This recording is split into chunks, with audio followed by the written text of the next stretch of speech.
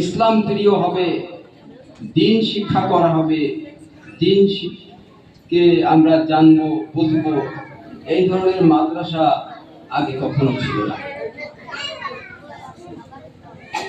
এরপরে 2000 সালের পরে আমি দেখেছি বেনাপোল মাহুয়া এতিমখানা একটা মাদ্রাসা হলো হাফিজি মাদ্রাসা।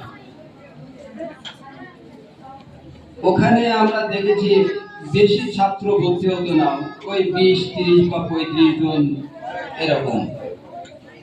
তখনও মানুষের ভিতরে এত দিনী শিক্ষার যে প্রভাব, আকর্ষণ, আল্লাহ এবং আল্লাহ রাসূলের পাওয়ার যে শিক্ষা, তখনও কিন্তু গড়ে ওঠে না।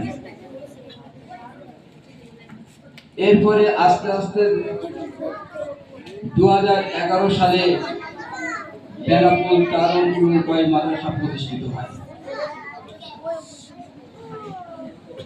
দেখেন আস্তে আস্তে বেনাপোলে কিন্তু মাদ্রাসার সংখ্যা বাড়ছে।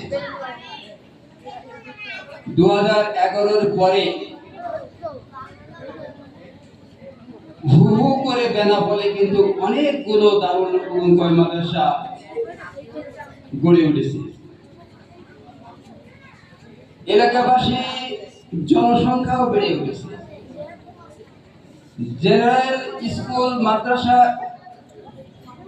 ক্যাডেট মাদ্রাসা, ক্যাডেট স্কুল অনেক বৃদ্ধি পেয়েছে।